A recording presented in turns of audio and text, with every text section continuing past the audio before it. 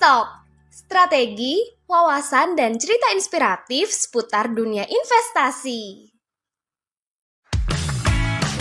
Bingung cara belajar investasi dari nol? Download Seeds aja! Kamu bisa belajar investasi dari nol loh!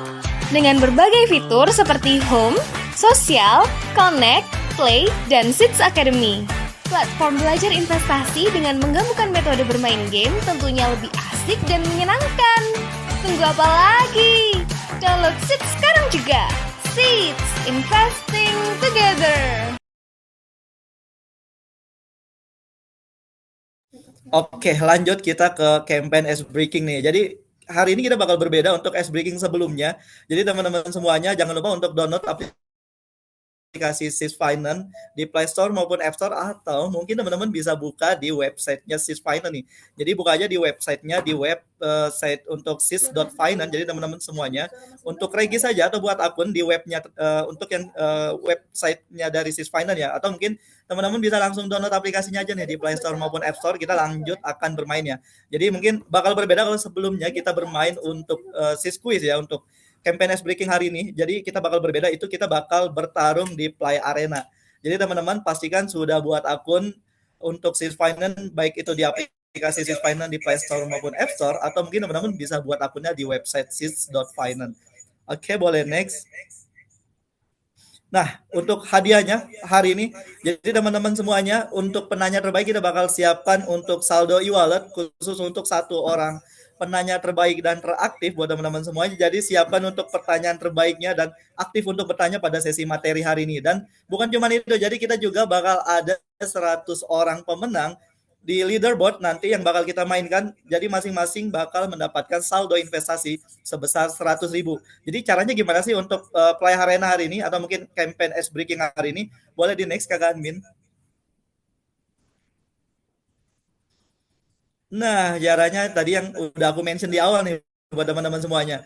Jadi wajib banget punya aplikasi Sys Finance atau sudah punya akun Sys Finance. Jadi jangan lupa untuk buka Play Store maupun App Store ya, download Sys Finance, atau teman-teman semuanya bisa buka di web Sys Finance di sys.finance. Lanjut aja dibuka akun di kolom paling pojok atas ya. Jadi teman-teman langsung aja buka akun buat teman-teman semuanya yang belum punya akun. Jadi kita persilakan per hari ini karena bakal kita mainkan untuk Play Arenanya. Jadi kalau teman-teman semuanya sudah buka Play Store, sudah di-download dan buat akunnya, jadi teman-teman nanti pada saat registrasi jangan lupa untuk masukkan kode referral Sistok. Jadi jangan sampai salah ya, untuk kode referralnya Sistok. Jadi teman-teman dengan memakai kode referral tersebut, teman-teman banyak banget dapat hadiah atau mungkin banyak banget dapat benefit. Jadi jangan salah nih untuk masukkan kode referralnya Sistok. Boleh di next. Nah, kayak gimana sih cara permainannya? Jadi teman-teman yang sudah punya akun, boleh langsung login aja nih. Jadi teman-teman langsung login aja ketika sudah punya akun, masuk dengan email dan password yang sudah teman-teman buat tadi. Jadi langsung masuk aja, nanti di bagian homepage-nya banyak banget campaign, fitur-fitur yang menarik buat teman-teman semuanya. Ada fitur play, ada fitur connect, ada sosial. Jadi teman-teman bisa interaksi langsung nih antar individu maupun komunitas. Jadi hari ini kita bakal terfokus di satu fitur ya buat teman-teman semuanya, satu fitur nanti ada di fitur play. Jadi pada saat di homepage, teman-teman semuanya buka langsung fitur play. Nah, nanti bakal ada sub fitur nih yang teman-teman bakal dimanjain banget dengan game-game dan hadiah-hadiah yang banyak dan menarik tentunya. Nah, teman-teman nanti bakal buka aja langsung di fitur play. Jadi play arena ya. Jadi teman-teman jangan sampai salah, nanti buka fitur play, nanti bakal masuk di fitur play arena. Nah, pada saat di fitur Play Arena, teman-teman bakal banyak banget nemuin campaign-campaign yang sedang berlangsung nih dengan hadiah yang menarik banget nih. Ada hadiah NFT, ada hadiah fresh money ya, e-wallet dan lain-lain. Bahkan untuk hari ini kita bakal siapin saldo investasi sebesar 10 juta buat teman-teman semuanya, khusus 100 leaderboard terbaik. Jadi kita bakal umumin di akhir series nih Mas Iqbal. Kita bakal ada 3 series ya Mas Iqbal. Nanti bakal diumumin untuk 100 orang pemenang itu bakal mendapatkan saldo investasi total 10 juta rupiah. Jadi jangan lupa untuk pastikan buat teman-teman semuanya untuk sampai di 100 leaderboard ya.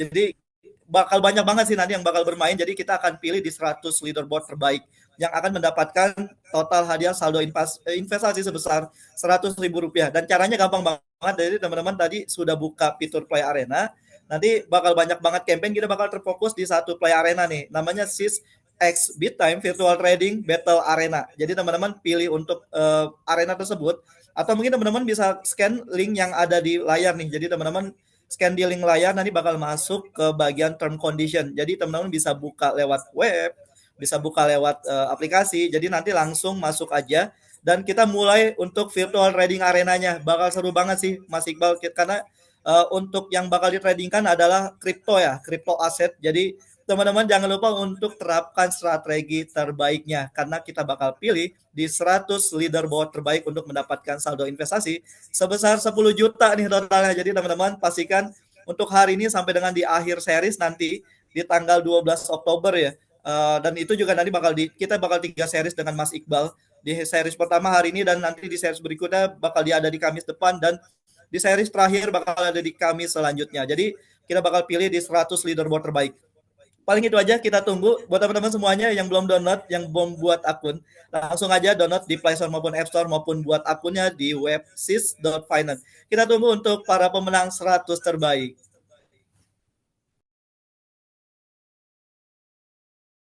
Nah, kita lanjut aja nih Mas Iqbal. Udah siap untuk materinya nih Mas Iqbal? Udah Mas Rizal, siap. Ini aku tinggal share aja ya berarti ya. Oh ya, Oke, berarti untuk share screen-nya dari Mas Iqbal sendiri. dari aku aja, nggak apa-apa. Sip. Oke, siap Mas Iqbal. Udah. Untuk waktunya dipersilakan. Oke. Teman-teman semuanya jangan lupa untuk siapin catatan ya, dan untuk bertanya di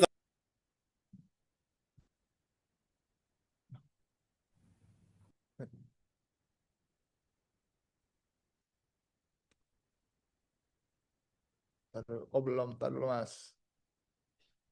Masuk dulu kan.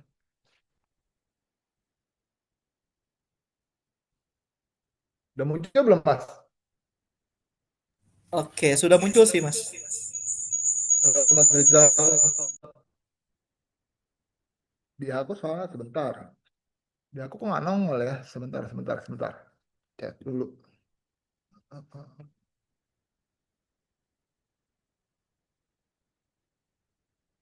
Tahan dulu. Oh, ini deh. Bentar Mas, aku coba dulu. Apa kok mesti sign in dulu kali ya? Begini. Oke, atau mau dibantu Mas Iqbal terkait untuk share Dibantu aja screen? deh Mas Rizal. Tolong dibantu. Oke, boleh mungkin dari kakak admin untuk Muncul. menampilkan slide. Aku stop here. Aku stop share.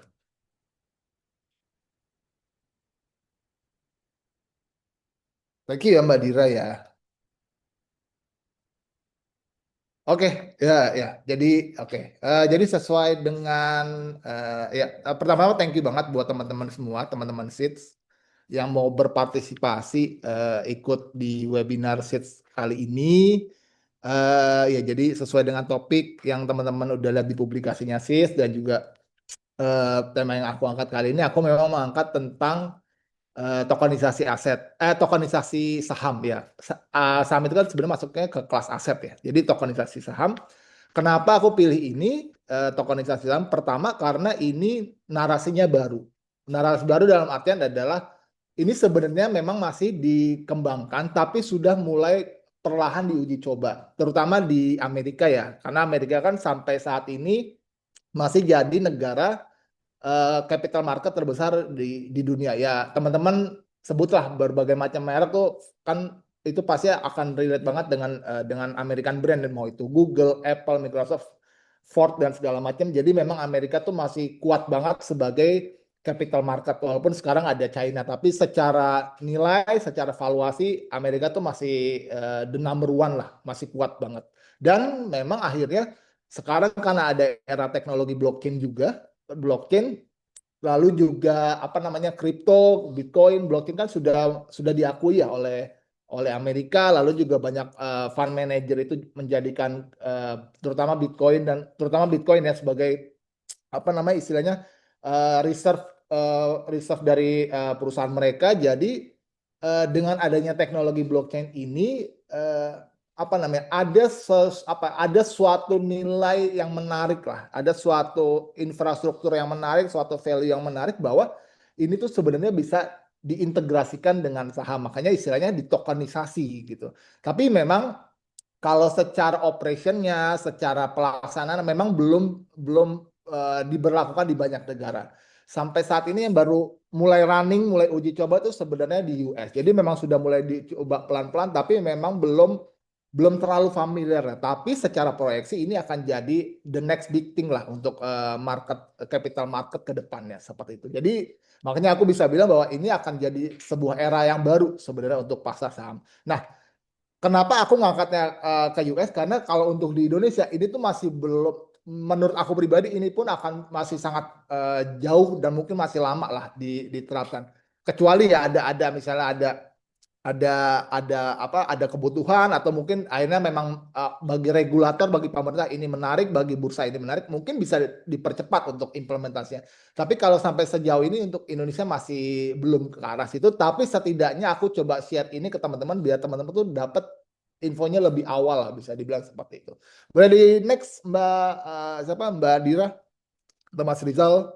Oke, ini adalah kondisinya. Sebenarnya ada apa sih dengan pasar saham? Nah, jadi aku ngangkat, ini ada beberapa gambar, beberapa data yang teman-teman sebenarnya bisa lihat juga di internet, tapi ini sudah aku filtering lah, sudah aku kuratif di sini. Jadi sebenarnya kan pasar saham atau capital market itu adalah salah satu aset kelas. Nah, di gambar paling kiri itu adalah beberapa performa aset kelas dari 4 sampai 5 tahun terakhir. Nah, teman-teman bisa dilihat tuh ada beberapa bubble bubble tuh bola bubble tuh gelembung ya. Jadi ada gold, ada ada stock, Bitcoin, lalu emerging stock market dan sebagainya. Dan itu adalah gambaran bagaimana setiap aset kelas itu tuh memberikan return kepada investornya yang hold atas aset-aset tersebut. Nah, memang sampai bisa dibilang mungkin di 5 tahun terakhir inilah yang bisa dibilang saham itu tuh dapat, bursa saham itu atau capital market tuh dapat suatu contender lah, suatu kompetisi, yaitu dari Bitcoin, dari cryptocurrency. Makanya teman-teman bisa melihat bahwa Bitcoin itu secara revenue dalam 5 tahun terakhir itu bisa memberikan benefit, memberikan keuntungan tuh yang sangat-sangat besar dibandingkan dengan saham. Memang ada dalam 1 tahun itu mengalami penurunan juga. Itu kan adalah suatu namanya high risk asset, kan pasti akan ada resiko turun yang dalam ya. Nah, Bitcoin itu nggak lepas dari situ juga. Makanya teman-teman bisa lihat penurunannya juga tajam. Tapi so far selama 5 tahun terakhir, secara revenue, secara persentase cuannya, persentase profitnya tuh jauh lebih besar dibandingkan saham. Padahal kalau yang dulu-dulu kan saham itu jauh lebih familiar ke orang-orang karena dianggap itu jauh lebih aman, jauh lebih trusted dan sebagainya. Tapi sejak 5 tahun terakhir adopsinya kripto makin gede, Bitcoin makin gede, orang mulai beralih ke situ seperti itu. Lalu juga secara market cap aset gitu ya. Jadi yang namanya saham itu kan ada aset investasi itu kan ada market cap-nya, ada penilaian nilai marketnya seberapa besar, dalam hitungan triliun kah atau dalam hitungan miliar dolar kah, seperti itu. Nah, menariknya adalah dalam mungkin 3-4 tahun terakhir Bitcoin itu bisa bisa membalap sampai di dalam top 5 nilai aset terbesar di dunia. Yang tadinya mungkin 4 tahun lalu di luar dari 10 besar gitu ya, tapi akhirnya dalam 4 tahun terakhir ini Bitcoin ini bisa ngebalap, bahkan sampai ngebalap yang namanya Tesla itu bisa dibalap secara market cap. Padahal Bitcoin itu secara umur tuh masih sangat baru banget gitu ya, dibandingkan dengan misalnya let's say dengan Apple, dengan Microsoft, dengan Google yang secara umur perusahaan kan mereka jauh lebih senior secara. Lalu juga diisi oleh orang-orang yang memang pinter, kompeten gitu ya, CEO-nya, CIO, CMO dan segala macam. Tapi Bitcoin itu bisa dalam waktu 4 tahun sampai masuk ke top 5 besar. Seperti itu. Memang yang paling nomor 1 sampai saat ini adalah masih gold.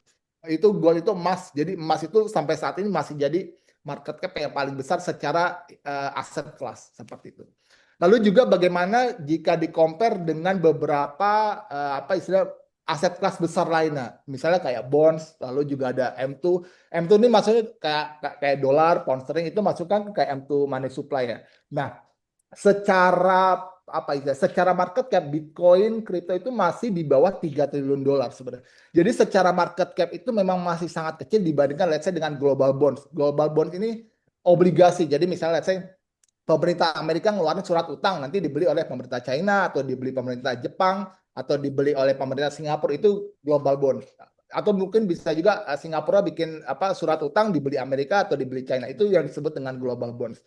Lalu juga ada yang namanya real estate. Real estate itu juga jadi salah satu aset investasi yang masih sangat-sangat punya nilai yang sangat tinggi. Karena apa? Karena secara historical kakek nenek kita atau misalnya ibu ayah kita gitu ya, itu mereka orang-orang yang memang bukan orang-orang, tapi adalah generasi yang mindsetnya itu kalau investasi, kalau nggak ke emas, ya ke perumahan atau properti. Makanya istilahnya real estate, lalu juga perumahan gitu ya, itu secara nilai market cap masih sangat-sangat tinggi. Dan masih sangat-sangat tinggi dibandingkan misalnya bahkan dengan Bitcoin yang kalau teman-teman lihat itu sangat-sangat kecil banget. Jadi kalau secara proyeksi yang namanya Bitcoin, kripto itu masih sangat punya potensi untuk naik berkali-kali lipat, berpuluh kali lipat, itu masih sangat gede banget. Seperti itu. Nah, kalau di market saham US itu ada dikenal istilahnya dengan 7 saham dengan market cap terbesar, yaitu Apple, Meta tuh Facebook gitu ya, Facebook dan Instagram, lalu juga ada Microsoft, Nvidia, Tesla, dan Amazon. Sama Alphabetnya adalah Google, seperti itu. Nah, lalu menarik selain itu juga adalah kalau tadi aku bilang bahwa dulu gitu ya, dulu dari tahun 80-an, dari tahun 70-an gitu, saham itu masih menjadi yang favorit lah untuk mendapatkan return terhadap investornya atau terhadap orang yang memang atau orang yang memang memegang aset tersebut gitu. Kalau saham itu kan lewat paper dulu ya. Kalau dulu kan lewat paper, sekarang kan sudah dengan digital. Tapi istilahnya tetap dikenal dia sebagai aset investasi paper gitu, lewat kertas. Nah, tetapi sekarang karena generasi itu udah mulai berubah, kalau misalnya dulu generasi orang tua kita, selain mereka punya perumahan, mereka juga punya saham gitu ya.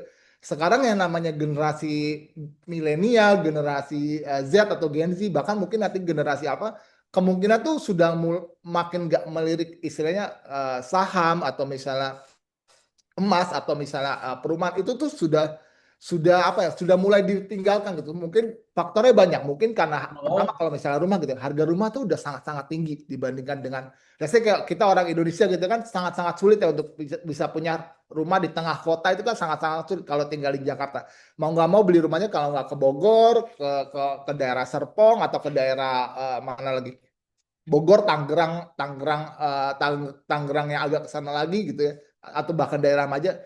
Jadi memang akhirnya karena nilai rumah ini sangat makin lama makin tinggi dan makin menjulang gitu ya, dibandingkan dengan pendapatan dari individu tersebut yang bekerja atau memperoleh penghasilan, jadinya tuh makin sulit orang untuk punya rumah. Jadi akhirnya lama kelamaan tuh nilai market rumah tuh akan makin menurun, makin mulai nggak dilirik gitu. Lalu juga misalnya dengan saham itu memang saham memberikan return yang tinggi, tapi kalau di compare dengan kripto dan bahkan juga secara gengsi, secara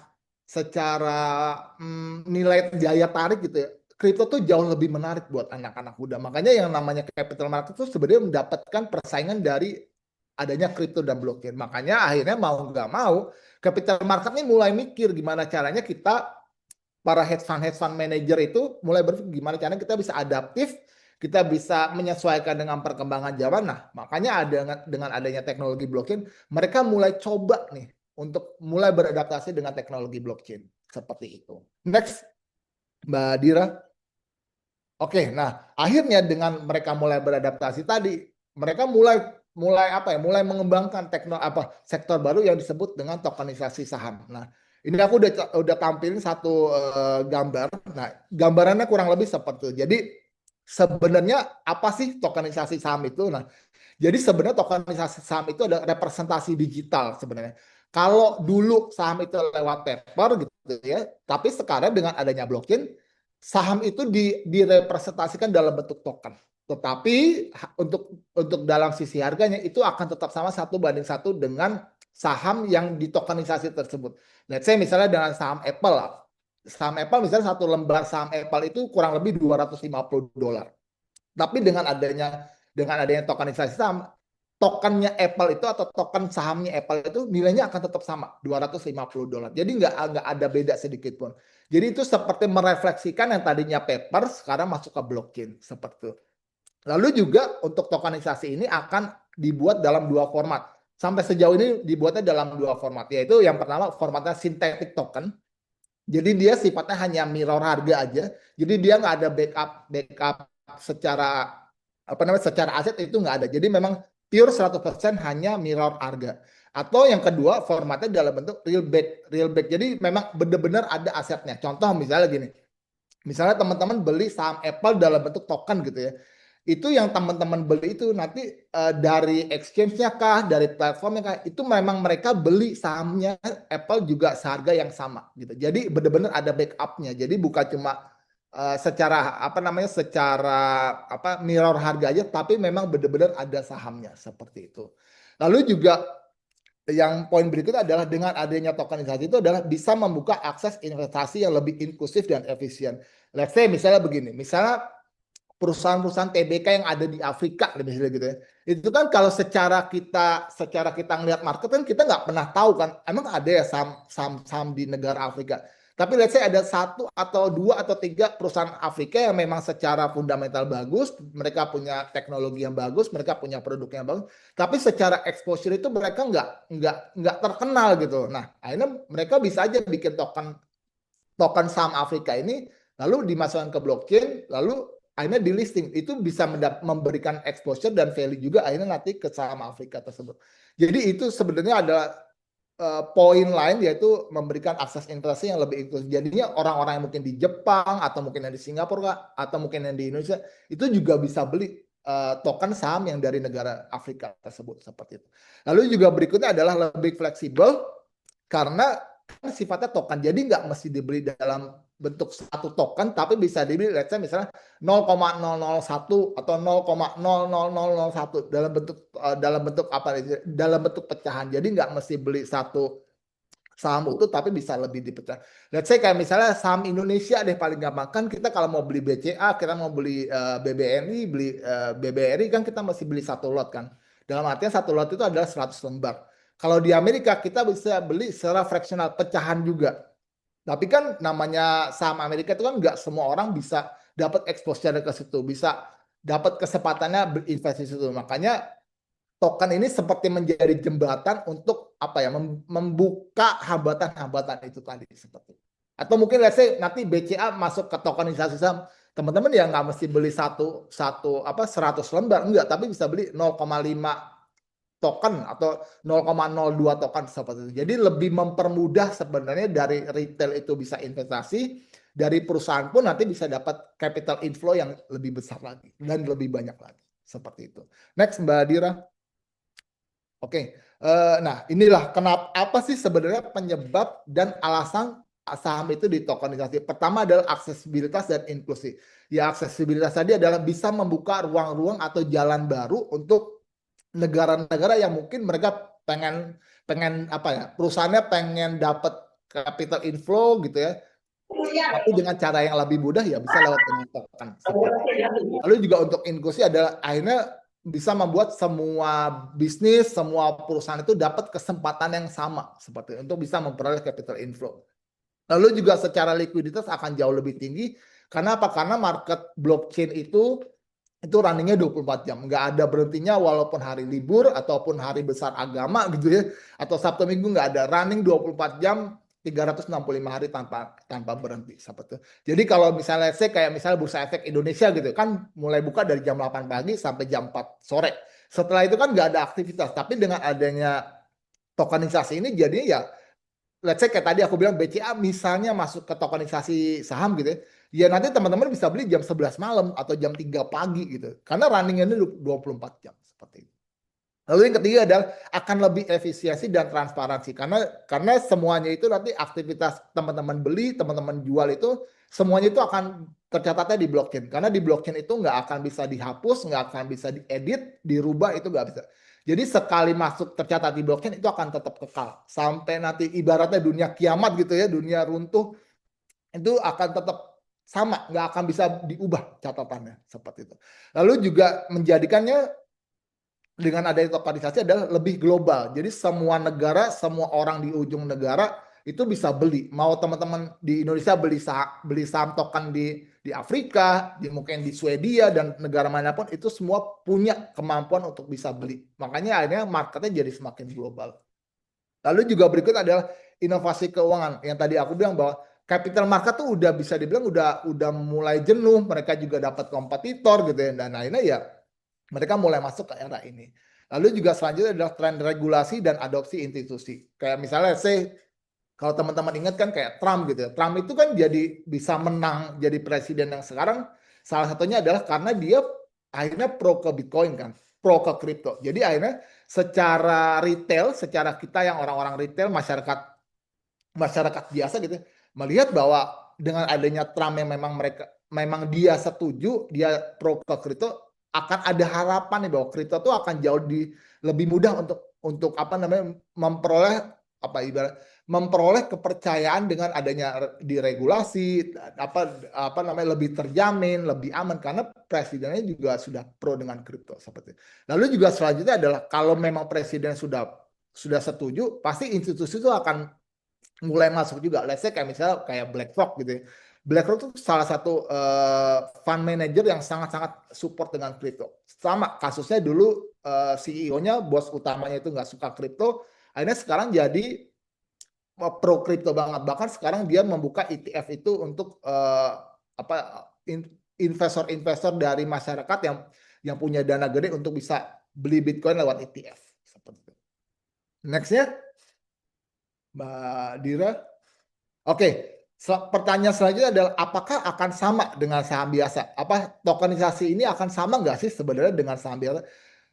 Jawabannya adalah ada sama dan ada bedanya. Samanya adalah harganya itu akan mengikuti token asli. Let's say satu token Coca-Cola dihargai $80, satu lembar saham Coca-Cola dihargai 80 lembar, tokennya juga berharga 80 lembar. Nilainya akan sama, 1:1 dan harganya pun akan mengikuti. Kalau misalnya harga lagi naik, ya harga tokennya akan naik. Kalau harga sahamnya turun, dia tokennya juga akan turun. Seperti yang membedakannya adalah, nah di sini adalah titik pembedanya dibandingkan dengan saham di market yang konvensional ya yang ada saat ini adalah dia untuk investor dari saham-saham tersebut dia nggak bisa dapat dividen. Tapi dalam data terbaru adalah sedang dikaji bahwa investor itu akan bisa dapat dividen, tapi dividennya itu nanti akan dalam bentuk stable coin. Jadi stable coin ini sebenarnya adalah bentuk mata uang US dollar atau mata uang Singapura dolar atau mata uang yen Jepang gitu ya, itu ditokenkan dan sifatnya adalah stabil. Jadi mengikuti harga dari mata uangnya tersebut. Let's say misalnya $1 sekarang misalnya nih ya, misalnya $1 sekarang 15.700. Harga tokennya itu nanti akan tetap sama 15.700 seperti itu. Jadi itu mata uang tuh sebenarnya sudah ada yang mulai ditokenkan, itu sebenarnya untuk mempermudah orang-orang di market kripto itu untuk jual dan beli, untuk pairing sebenarnya lebih mudah. Nah sekarang untuk token aset ini, token saham ini sedang dikaji bahwa nanti dividennya itu diberikan dalam bentuk stablecoin. Nah itu sedang dikaji, jadi memang belum ada ketok palu, belum ada deal, tapi arahnya akan ke situ. Seperti itu. Lalu juga selanjutnya adalah untuk investornya atau yang punya aset sahamnya itu, dia nggak akan selalu punya hak suara atau voting rights karena nanti akan diwakilkan oleh apa namanya ibaratnya oleh brokernya seperti itu. Lalu juga yang ketiga adalah akan lebih mirip akses yang mudah sebenarnya daripada kepemilikan penuh karena memang sebenarnya ini adalah kan sebenarnya ada merefleksikan yang bukan memiliki saham itu seutuhnya. Jadi sebenarnya makanya poin-poin ini sebenarnya kedepannya mungkin akan berubah juga, akan bertambah juga karena sebenarnya sampai data saat ini kan masih belum ada yang deal. Jadi memang masih bisa dibilang masih akan banyak improve ke depannya sih seperti itu. Nextnya Mbak Dira. Oke, nah ini adalah table yang teman-teman bisa lihat di sini adalah perbandingan antara paper saham. Paper saham adalah saham yang saat ini ya, paper saham aku nyebutnya dikomparasi dengan tokenisasi. Nah, ini ada beberapa table dengan keterangannya gitu ya. Kayak tadi aku bilang bahwa secara waktu untuk trading, secara waktu untuk beli nanti akan ada bedanya kalau yang sudah ditokenisasi dia bisa non-stop 24 jam dibandingkan yang paper gitu ya. Itu kan ada waktu operasionalnya seperti itu salah satu pembedanya di situ. Lalu juga misalnya untuk transparansi karena token itu berbasiskan blockchain, semua nanti akan tercatat di blockchain, nggak akan bisa diubah sama sekali. Sedangkan kalau yang paper itu masih bisa sebenarnya ada dimainin, itu masih sangat bisa. Seperti lalu juga, nah untuk regulasi untuk yang paper memang sudah sangat proper, secara regulasi sudah mateng lah ibaratnya. Sedangkan kalau untuk yang token itu masih pengembangan, bahkan di banyak negara itu masih belum diterapkan sama sekali. Seperti itu. Nah, ini ada beberapa penjelasan untuk istilah-istilah yang teman-teman mungkin lihat di tabel tersebut. Kayak misalnya contoh, kayak misalnya yang voting rights atau hak suara. Yang untuk hak suara itu nggak bisa otomatis ikut. Karena apa? Karena saat ini untuk yang token tadi itu memang lebih fokusnya untuk investasi dan likuiditas aja. Masuk likuiditas. Bukan pada si governance perusahaannya. Lalu juga untuk investor tokennya itu biasanya hanya dapat exposure harga dan dividen. Dividennya pun yang tadi aku bilang bahwa masih dikaji, jadi memang belum fix juga. Ada yang memang secara STO itu diregulasi nanti akan diberikan dengan format stablecoin. Bahkan ada juga yang bilang belum layak untuk dapat dividen. Jadi memang masih belum yang fix lah, karena ya secara apa namanya, secara instrumen kan juga masih dalam pengembangan kan. Tapi setidaknya aku mencoba memberikan kisi-kisinya lah adanya sektor baru di saham seperti itu. Next, Mas Mbak.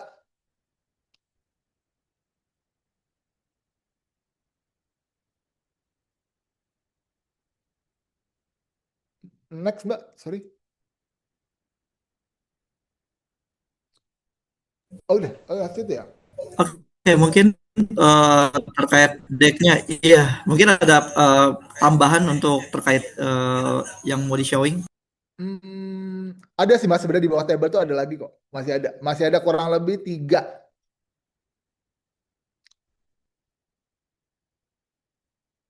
Coba.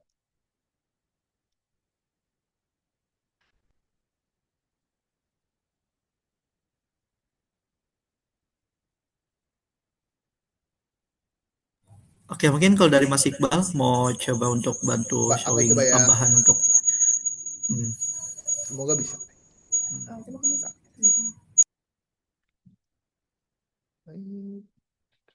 Bentar.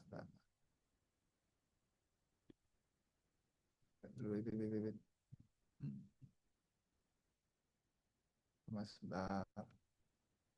Aku nggak keluar masalah. Bentar. Coba ya. Oke. Banyak, ada nih. Coba share nih. Udah kelihatan belum Mas?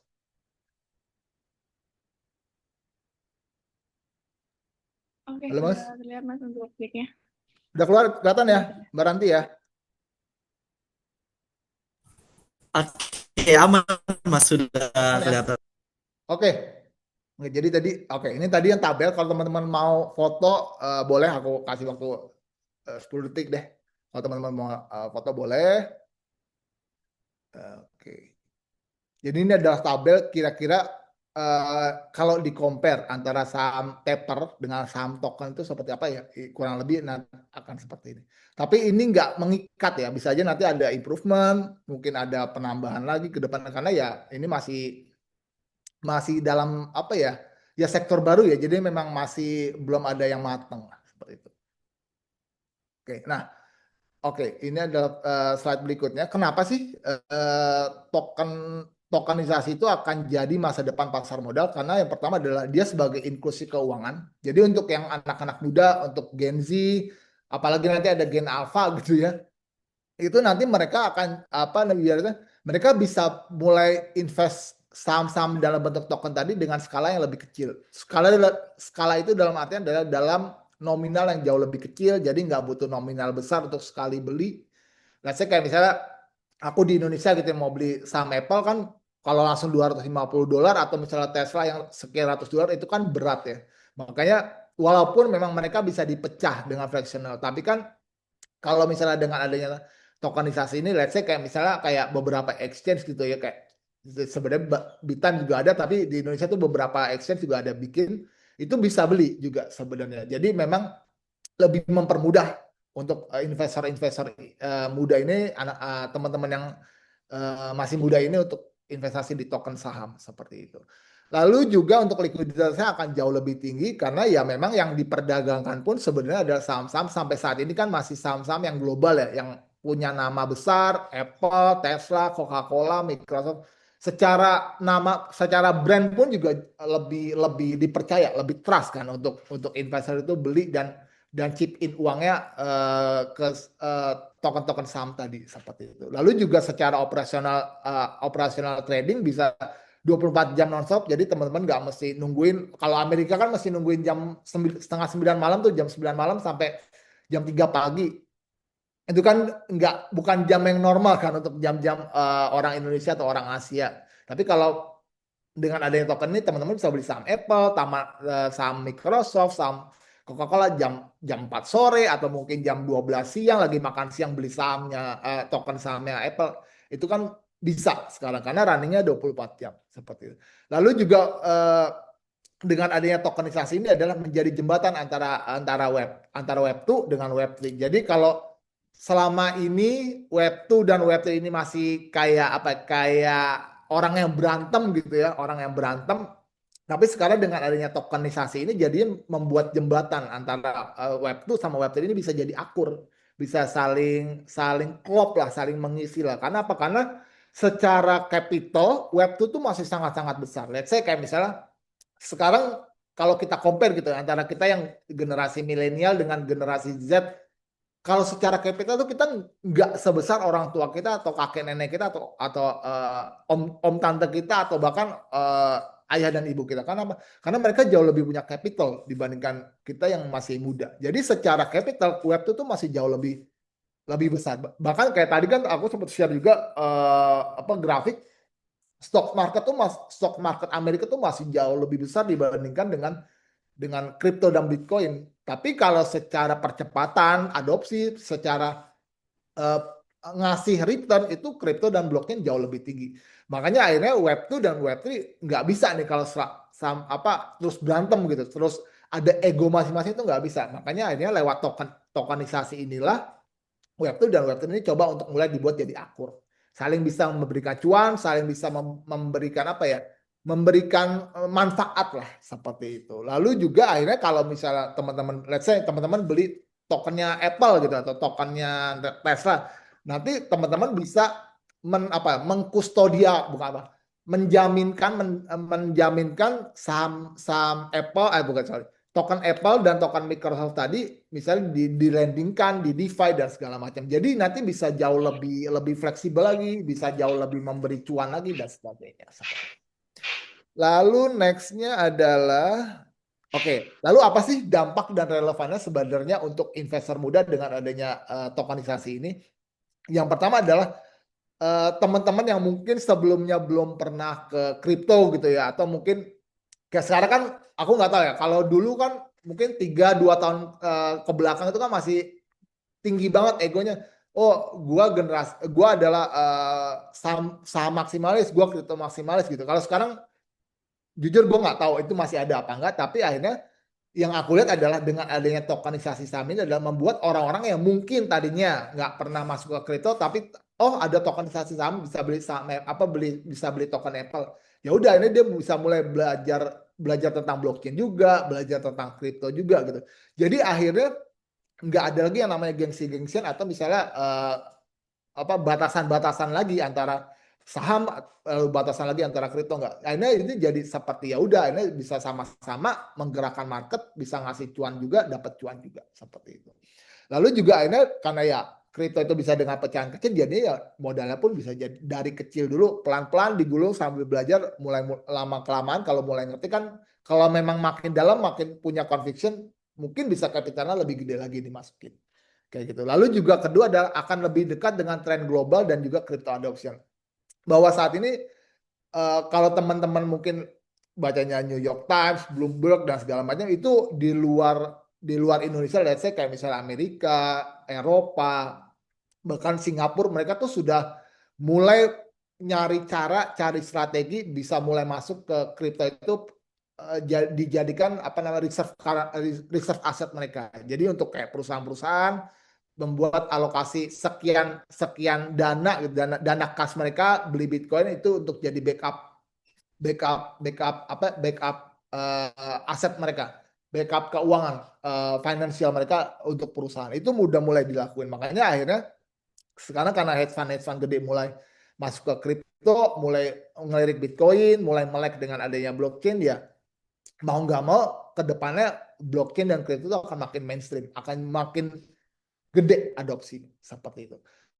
Lalu juga akhirnya dengan tokenisasi ini orang-orang tuh punya alternatif juga untuk diversifikasi aset. Mungkin yang tadinya cuma punya saham Apple sekarang bisa beli Ethereum juga, beli Bitcoin juga, tapi ada token juga, akhirnya beli token Apple juga, token Microsoft juga, token Coca-Cola juga dan sebagainya. Jadi sebenarnya akan lebih memperbanyak juga orang-orang itu untuk mendiversifikasi aset. Jadi mungkin nggak cuma saham doang, nggak cuma kripto doang, nggak cuma bonds doang, tapi sekarang jauh lebih punya banyak pilihan variatif seperti itu. Oke, selanjutnya, oke. Nah, ini sebenarnya teman-teman, aku nggak mewajibkan sih, tapi ini aku ngasih kesempatan ke teman-teman kalau dari kantorku dari BitTime ada ngasih ada campaign, jadi teman-teman nanti bisa dapat reward itu senilai 50 juta tokennya plasma, jadi hadiah untuk teman-teman. Jadi istilahnya dapat airdrop kalau teman-teman berpartisipasi di sini. Pertama, teman-teman nanti ke BitTime, install aplikasi BitTime. Lalu setelah itu teman-teman KYC kayak biasa, isi upload KTP dan segala macam, daftar diri. Lalu setelah itu nanti teman-teman bisa ikutan di sini. Ini linknya aku cantumin juga, kalau teman-teman tertarik boleh di foto, di capture. Nanti setelah ini boleh teman-teman mulai ikutan. Nggak apa-apa, feel free. Mau ikutan boleh, nggak ikutan juga nggak apa-apa.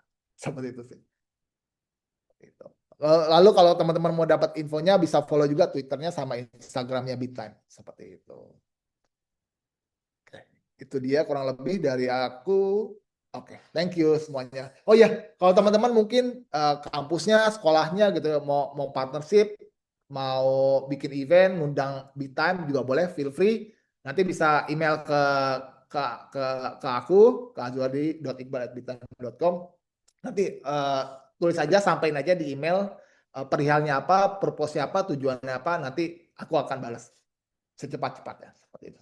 Kalau memang menarik, kita lihat, oke, ini misalnya teman-teman punya event di kampus nih, mau bikin tentang finansial literasi kripto, gitu ya, atau apapun yang terkait dengan blockchain tentang kripto. Kalau kita lihat, oke, ini acaranya menarik nih, maksudnya punya potensi banget gitu ya. Nah, itu kita akan datang kok. Kita nggak akan ngenain biaya sama sekali. Gitu. Jadi totally free dari BitTime seperti itu. Bahkan nggak nutup kemungkinan justru kita ngasih hadiah untuk partisipan nanti di kampus teman-teman. Atau mungkin yang offline, yang online pun juga sama. Teman-teman mau bikin event online, webinar, boleh juga undang kita seperti itu. Oke, kurang lebih seperti itu dari aku, Mas Rizal dan juga teman-teman semua. Kalau ada yang mau nanya, silakan. Nanyanya mau terkait dengan tokenisasi ataupun bukan tokenisasi, masih terkait kripto, itu juga tetap boleh. Oke, thank you. Oke, thank you Mas Iqbal. Materi hari ini benar-benar insightful banget ya. Dari tadi udah dijelasin tokenisasi saham, pasar saham, inovasi keuangan. Tadi juga sempat dijelasin ya penyebab sama alasan kenapa saham itu ditokenisasi. Tadi karena ada likuiditas yang lebih tinggi untuk efisiensi dan globalitas saham. Tadi juga sempat dibahas comparison antara paper saham dengan tokenisasi. Yep. Terus juga tokenisasi masa depan pasar modal dan dampaknya untuk investor modal. Dan tadi juga terakhir dikasih kesempatan untuk teman-teman diberi reward dari BitTime ya, dengan cara join BitTime, dan teman-teman bisa cek sosial medianya BitTime mungkin untuk info lebih lanjutnya ya Mas Iqbal. Yap. Oke, dari Mas Rizal mungkin ada tambahan? Oke, nah mungkin banyak banget nih Mas Iqbal terkait untuk yang masuk ya pertanyaan dari DM kita, terus juga lewat aplikasi kita juga nih Mas Iqbal. Jadi kalau ini aku recap nih, pertanyaannya sampai 78 pertanyaan nih Mas Iqbal. Waduh. Nah ini apakah mau dijawab semuanya atau gimana nih? Sampai subuh berarti kita ya. Mungkin kalau waktunya sampai cukup ya mungkin. Nah kita mungkin bakal ngefilter untuk pertanyaan-pertanyaan yang masuk nih Mas Iqbal. Jadi terkait tadi sudah di-mention juga sama Mas Iqbal ya. Jadi kalau buat teman-teman semuanya yang mau nanya terkait di luar tokenisasi juga monggo boleh banget ya Mas Iqbal. Jadi selama Mas Iqbal masih bisa jawab lah intinya. Kalau aku nggak tahu, aku akan bilang nggak tahu. Oke, mungkin Tapi insya Allah kita bisa. bakal bacain satu persatu ya, eh, untuk pertanyaan yang masuk ya Mas Iqbal ya.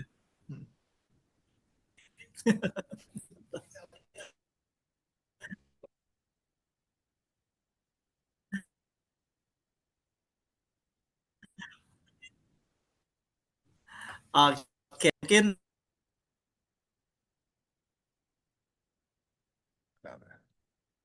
dari Monik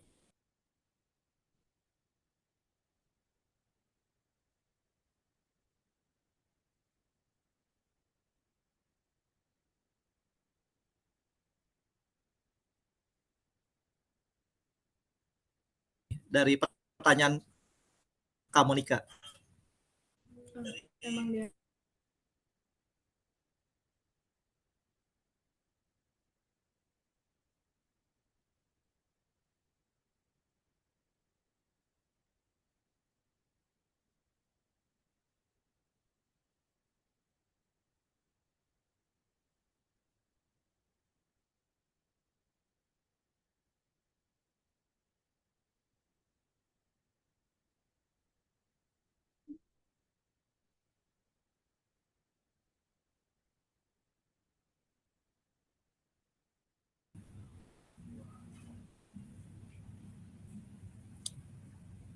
Oke, mungkin nanti bisa langsung dijawab aja Mas Iqbal ya. Suaraku Boleh, terdengar Mas Iqbal? Apakah aman? boleh. Oke, mungkin Pertanyaannya ini boleh. Boleh aja. aku oke, mungkin aku ulangi lagi ya Ah, Mas Iqbal aku untuk malah belum dengar pertanyaan terkait tuh Mas Iqbal. Ya gimana? pertanyaannya. Ini dari datang dari kamu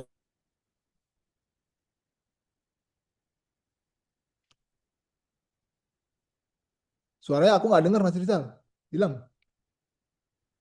ya saat ini untuk mengatur tokenisasi saham Hmm. nih dan sejauh mana perlu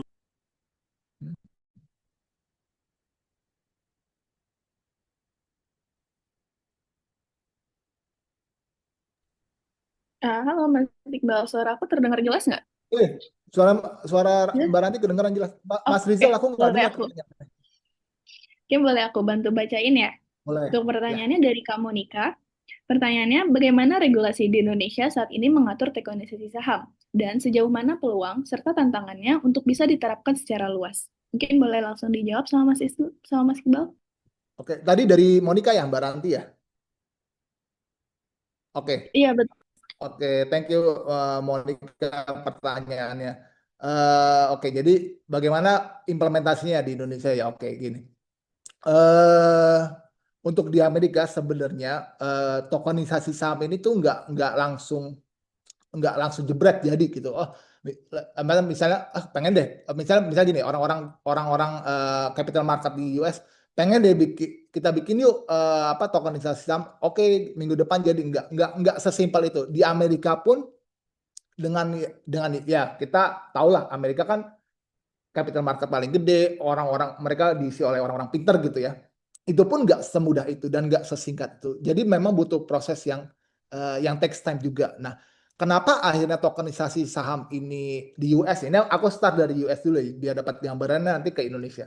Nah, kenapa di US ini akhirnya mulai diimplementasin? Karena secara tidak langsung sebenarnya ada andil dari Donald Trump. Dalam artian gini, andilnya seperti apa?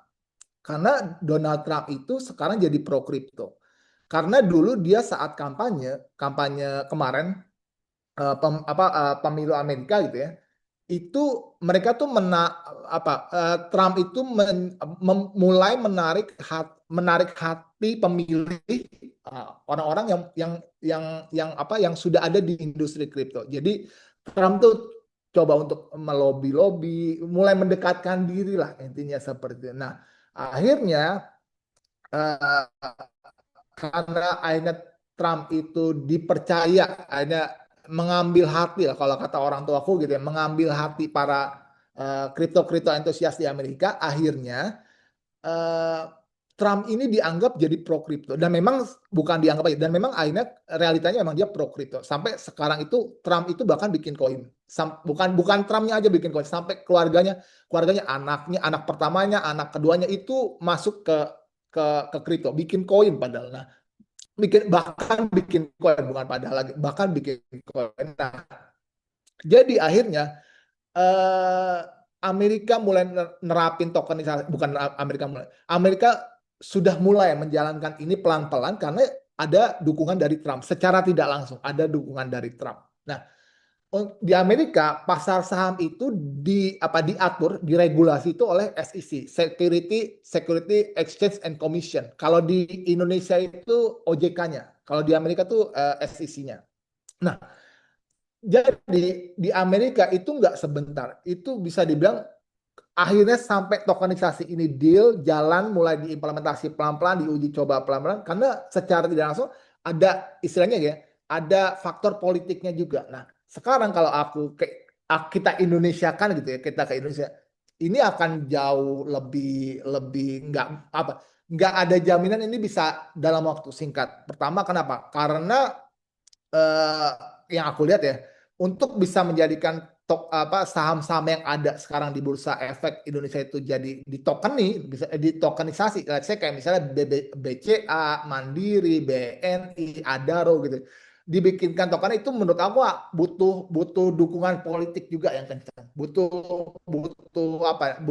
andil politik juga, karena ini kepentingannya akan banyak bermain nih untuk kepentingannya sebesar ini gitu. Jadi menurut aku adalah eh, yang lebih penting untuk di Indonesia adalah pertama di finansial literasinya dulu dinaikin, ditingkatkan dulu, karena ini tuh menurut aku sudah akan lebih advance gitu loh. Nggak semua orang tuh eh, mudah nangkepnya dengan cepat, mudah menerimanya dengan senang hati, nggak semuanya, karena ini udah masuknya juga dalam skala politik kan. Jadi butuh butuh orang yang memang punya figur yang sangat tinggi, yang bisa jadi decision maker untuk oke, deal, gue mau masuk, gue mau Indonesia bikin token saham juga. Nah, itu nggak semudah itu. Makanya menurut aku adalah Indonesia tuh kita nggak bisa berekspektasi ini akan tahun depan atau 2 tahun lagi, kecuali memang ada perubahan politik dan semacamnya. Jadi menurut aku akan seperti itu sih, Monica. Bahkan negara-negara yang maju, let's say kayak misalnya Jepang dan Eropa gitu, enggak semuanya juga udah nerapin ini kok. Jadi memang Amerika lah yang pertama dan sekaligus uji coba juga sih. Mereka menguji coba ini bisa apa enggak, seperti itu. Oke, pada intinya memang sebenarnya tidak menutup kemungkinan ya Mas Iqbal ya untuk tokenisasi itu masuk di aset-aset di Indonesia ya Betul. khususnya ya. Iya, kalau dari gua pribadi sih Oke, nah nggak mungkin menutup ada juga kemungkinan, pertanyaan juga tapi nih yang memang akan ada istilahnya, akan ada pengaruh politik juga sih, Mas. Bukan politik itu akan ikut, ada andilnya juga, Mas. Ada andil politik juga untuk jadi deal apa enggak sih. Itu dia. Oke, nah mungkin ini juga terkait pertanyaan juga nih yang selanjutnya nih dari Jihan Karunia Putri. Jadi ini bertanya untuk contoh implementasi tokenisasi saham nih, khususnya di dunia nyata yang sudah ada, mungkin ada samplingnya nggak sih Mas yang udah sudah ada Oh, ya? sebenarnya udah ada, let's say ini ya. Nah, ini nih udah ada. Nah, ini pun belum, ini pun cuma baru ini kalau yang sudah ditokenisasi. Jadi belum, jadi let's say di Amerika tuh ada ribuan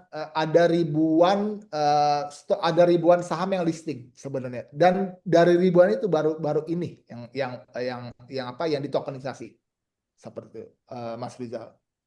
Oke. Dan gini ya, kalau untuk di saham tokenisasi itu, dia tuh akan ada issuernya. Nah ini Ondo. Gitu. Jadi memang akhirnya ini masih uji coba. Jadi memang dilihat gimana, berhasil apa enggak, orang akan tertarik apa enggak. Nah, itu banyak faktornya, banyak penilaiannya dan segala macam. Tapi setidaknya dengan adanya ini, itu tuh seperti mulai membuka pintu dan kesempatan sih. Capital market tuh bergairah lagi lah, bisa dibilang seperti itu.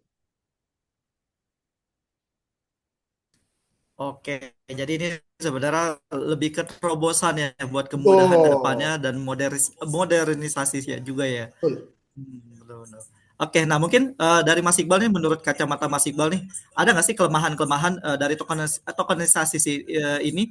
Jadi kalau yang udah-udah kan pasti kalau dari kita nih sebagai newbie atau pemula Ya. gitu ya, cukup takut nih soal kebocoran data, terus juga penipuan online dan lain-lain. Nah ini ada nggak sih menurut Mas Iqbal, kacamata Mas Iqbal terkait untuk kelemahan-kelemahan untuk tokenisasi ini? Oke.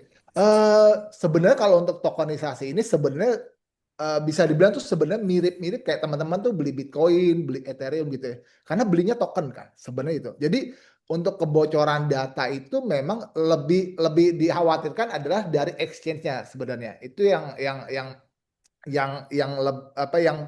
harus dijaga lah oleh exchange-nya. Sebenarnya gitu exchange-nya. Jadi nggak apa namanya?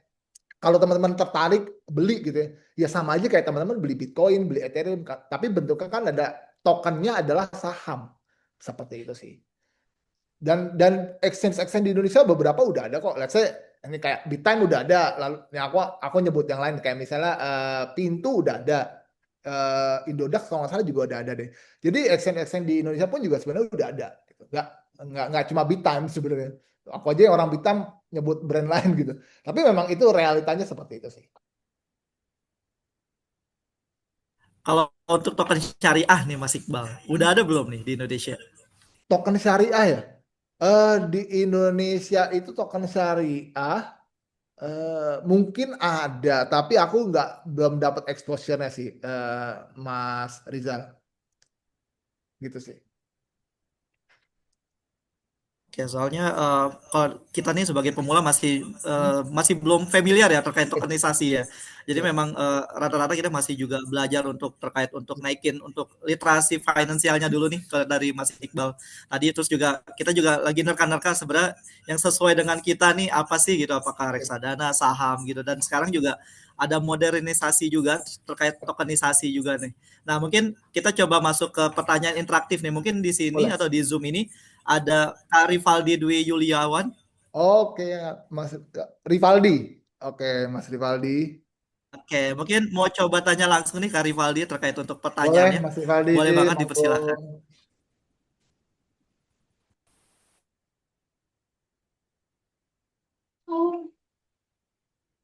Halo Kak, izin bertanya Kak. Boleh, Mas Rivaldi, monggo. Suara saya masuk nggak Kak? Masuk, masuk, aman. Saya izin bertanya tentang toko kripto sama Binance. Toko kripto dan Binance. Oke, hah? Ke toko kripto dulu ya Kak. Boleh. Jadi gini, saya kan dulu pernah investasi di toko kripto di Luna Registrasi. Kak. Investasi. Oh, investasi. Oke, oke, oke. Hah? Nah, terus saya mencoba di spot Kak yang jangka panjang. Oke. Namun kok apa namanya ya kayak pasarnya itu selalu stabil dan sedangkan saya menganalisisnya di trading view Kak. Lun Luna ya? Luna, Terra Luna ya? Luna, Lunanya ya ya? Terra Luna, Oh ya. iya. Oke. Eh, Luna tuh kalau nggak salah stable coin itu Terra. Musik loh. Stable coinnya Terra ya? Iya Kak. Oh ya benar. Oke. Eh, jadi gimana pertanyaannya, Mas Rivaldi?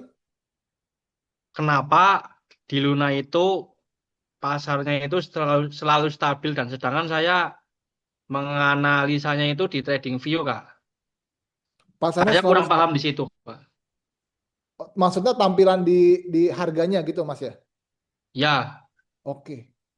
Wah, eh aku sih udah nggak ngikutin lagi sebenarnya ya, apa namanya Luna ya sejak sejak kejadian yang FTX aku udah nggak ngikutin. Tapi kalau harganya stabil ya kemungkinan memang secara demand-nya sudah nggak gede lagi, Mas Rivaldi. Karena ya market kripto apapun itu mau mau mau Luna, mau Ethereum, mau Bitcoin, mau Solana kan semuanya sebenarnya kan supply and demand kan. Orang orang tertarik beli, orang udah nggak tertarik jual. Mungkin ya secara demand-nya sudah lewat mungkin Mas. Secara narasinya juga mungkin sudah nggak seksi lagi gitu.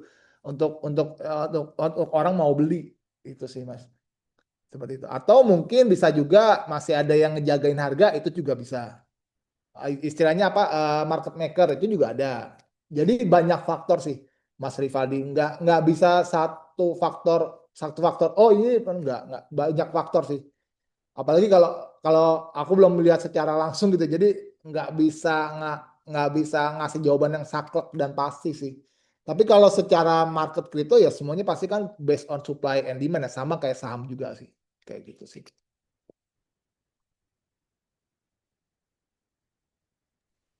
Tapi Mas Terima kasih Rivaldi Kak. masih beli Luna ya? Aku aja udah nggak Masih Pak.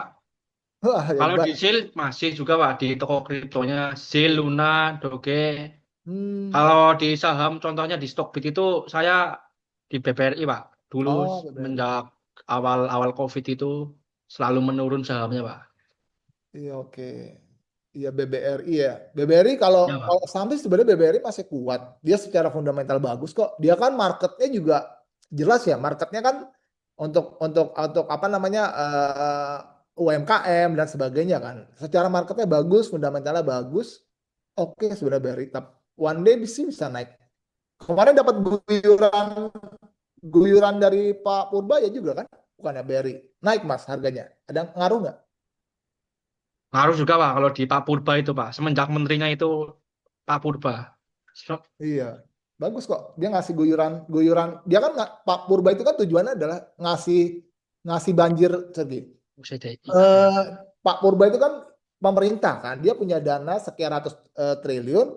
Dia yang tadinya ngendep doang di BI nggak gerak, bukan nggak gerak, ngendon aja gitu ya. Apa? Aku nggak tahu ya teman-teman tahu istilah ngendon apa? Dokem aja, diem aja, terus diambil dari Bank Indonesia diguyur ke bank. Tujuannya kan sebenarnya ada bank itu jadi punya likuiditas baru kan untuk ngasih kredit, ngasih pinjaman dan segala macamnya, ngasih program harusnya jadi bisa ngegerakin marketnya sih. Kalau BRI ya mungkin bisa ngasih pinjaman lebih murah karena BRI punya likuiditasnya lebih lebih besar ya udah ngasih ngasih apa namanya eh, apa interestnya lebih bisa lebih kecil, lebih ditekan lagi gitu.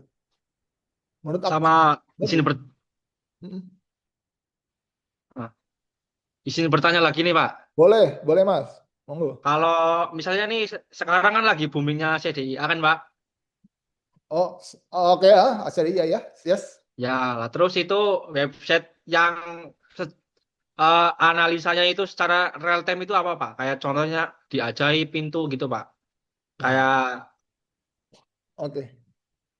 Oke, kalau ngamatinnya sih aku pakai chart yang mana aku nggak tahu Mas Rivaldi karena aku nggak ngikutin CDIA dan aku udah nggak punya aset aset di saham Indonesia sebenarnya gitu. Tapi dalam artian tapi bukan artian saham Indonesia jelek nggak. Menurut aku bagus. Tapi ini personal reference ya. Aku mengincar mengincar profit yang jauh lebih gede. Dan itu ya bisa didapatnya dari market US sama kripto. Itu sih Mas Rivaldi. Jadi tapi menurutku fundamental kayak misalnya saham banking Indonesia bagus kok. Indonesia kan masih negara konsumen ya. Otomatis banking tuh masih punya peran banget, punya pengaruh banget. Makanya menurut aku saham-saham banking tuh masih bagus. BCA, Mandiri, BNI, apalagi BRI marketnya sangat jelas. Menurut aku bagus secara sektor ya, banking banking sektor di Indonesia. Tapi kalau investnya aku nggak invest ke Indo, Mas. Aku ngincernya interest yang gede, ya US dan kripto, udah dua itu. Maaf ya Mas ya, Mas Rivaldi. ya Pak, nggak apa-apa Pak. Terima kasih Pak jawabannya Pak. Oke, berarti memang pilihan Mas Tapi Mas Iqbal memang pilihannya juga high aku risk tahu. dan high Iya. profit juga ya. Tapi dia bagus kok. Kemarin kan sempat Amin. ramai juga, maksudnya salah satu saham yang oke kok banyak dibahas kayak misalnya di beberapa apa kayak Nah, kalau Andri Hakim juga sempat nyebut kalau nggak salah Andri Hakim terus Leon Hartanto juga sempat nyebut menurut aku jadi sahamnya bagus sih produknya juga bagus proyeknya bagus gitu sih. kayak kemarin itu Pak yang ah,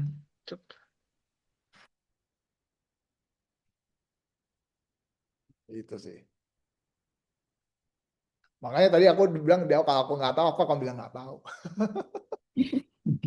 Dia sih. Oke, thank you Mas Iqbal. Mungkin tadi udah cukup menjawab ya Mas Iqbal dari jawaban Mas Iqbal. Mungkin tadi juga sebagai pertanyaan terakhir untuk sesi webinar kali ini Mas, karena waktunya yang terbatas. Jadi nggak kerasa ya kita udah sampai di penghujung akhir webinar ini. Maghrib juga nggak apa-apa, Mbak. Rasanya Ya, waktu lanjut berjalan apa? Rasanya waktu berjalan begitu cepat karena materi yang dibawakan begitu menarik dan penuh manfaat. Semoga semua ilmu dan wawasan yang kita dapat pada hari ini menjadi bekal berharga untuk kita terapkan dalam kehidupan maupun pekerjaan ke depannya. Oke, sebelum kita tutup sesi hari ini nih, Mas Iqbal, mungkin ada closing statement nih, mungkin buat Sobat Sis, yang bakal mereka coba terngiang-ngiang nih dari untuk webinar series khusus di 47 ini. Mungkin ada closing statement dari Mas Iqbal. Oke. Intinya adalah mungkin aku ngangkatnya lebih ke general ya, Mas Rizal ya. Kalau menurut aku adalah teman-teman harus banget yang namanya belajar terus atau beradaptasi dan belajar itu wajib banget, karena menurut aku adalah kedepannya tuh kalau teman-teman apalagi investasi ya, itu juga wajib banget teman-teman mulai investasi. Sebenarnya kalau menurut aku pribadi Ya. investasi itu nggak mesti kok teman-teman ngikutin zaman gitu ya. Oh lagi rame kripto, beli kripto, lagi rame Bitcoin, beli Bitcoin. Nggak, sebenarnya gini, investasi itu wajib buat teman-teman, tapi nggak harus teman-teman tuh ngikutin apa yang lagi viral. Jadi asetnya itu, aset kelasnya itu disesuaikan dengan teman-teman tuh nyamannya di mana. Jadi kalau teman-teman emang teman-teman tuh lebih santai, lebih siap, lebih nyaman gitu. Misalnya dengan obligasi, ya go ahead aja obligasi. Lebih nyaman dengan reksadana aja, saham ya sama. Jadi jangan sampai teman-teman tuh investasi karena ngikutin apa kata orang, dan jangan sampai teman-teman tuh ikut investasi tapi pas tidur tuh nggak nyaman, nggak lelap, nggak nyenyak. Sekarang pertanyaan gini, kalau teman-teman ikut beli kripto deh misalnya nih, aku bahkan yang orang kripto nih, aku share ini ke teman-teman. Kalau teman-teman akhirnya beli kripto tapi teman-teman tidurnya nggak nyenyak gitu, nggak kuat, let's say misalnya dalam sehari turun 20% gitu, itu di kripto bisa turun 20% tiba-tiba. Itu kalau teman-teman nggak siap itu mending nggak usah, mending jangan gitu. Jadi kalau investasi is very very good, tapi jangan pernah ikutin kata orang, dan investasilah yang bisa bikin teman-teman tidurnya itu nyenyak. Udah itu aja. Itu menurut aku. Oke, berarti pada intinya adalah mulai dari sekarang ya Mas Iqbal ya. Habitnya dibangun, mau dari 50.000, 100.000 nggak apa-apa, tapi konsisten tiap bulan. Kalau teman-teman dapat misalnya bonus kerjaan atau apa, masukin pelan-pelan, nanti lama-lama ngegulung kok, gede kok gitu. Itu sih kalau menurut aku Mas Rizal, nanti akan ada hasilnya kok. Gitu. Dah, aku itu aja. Yang penting adalah mulai dari sekarang ya Mas Iqbal, dan jangan sampai menunda-nunda ya, dan mungkin take note buat teman-teman semuanya, jangan sampai pakai uang panas nih Mas. Iya, betul. Jadi sebenarnya sih ya menurut aku adalah jangan sampai teman-teman karena apa ya, karena pengen FOMO, nggak pengen ketinggalan orang, pengen ikut-ikutan, terus duit yang akhirnya memang teman-teman buat yang penting, buat yang hidup gitu, itu kepake tuh jangan pernah. Menurut aku jangan pernah. Itu akan baik. Kayak aku misalnya, aku udah punya keluarga nih, aku nggak pernah mau duit buat beli, dulu zaman anakku bayi gitu ya, anakku nggak bisa beli susu terus aku beli Bitcoin gitu ya, aku nggak mau gitu ya. Ya udah, ada porsinya masing-masing kok. Jangan akhirnya ngembat duit dapur, ibaratnya gitu sih. Mesti benar-benar duit yang memang bisa diinvestasiin. Jangan pernah ngambil dari dapur lah. Kalau aku sih kayak gitu. Oke, jangan diingat ya teman-teman kata-kata dari Mas Iqbal hari ini. Buat Mas Iqbal, sekali lagi aku ucapkan terima kasih sudah Sama-sama menyempatkan waktunya untuk sih, memberikan sama-sama materi teman-teman yang semua. luar biasa ini. Kalau misalkan Mas Iqbal ada kegiatan lain atau kesibukan lain, dipersilahkan untuk meninggalkan Zoom, atau mau stay sampai akhir juga sangat Aku stay. dipersilahkan. Tapi thank you ya semuanya ya. Thank you Mas Iqbal. kayak untuk kali-kalinya aku mau ucapkan terima kasih buat teman-teman yang sudah mengikuti rangkaian acara hingga akhir. Aku Ranti dan Aku Rizal. kami izin pamit undur diri. Sampai jumpa sih. See you, sobat sih. Oke, sampai ketemu di series 48 nanti masih bersama dengan Mas Iqbal. Thank you ya semua untuk stay tune terus di Sistok series 48 di minggu depan. Terima kasih. Thank you ya Mas Iqbal. Alhamdulillah. semuanya. Seeds, investing together.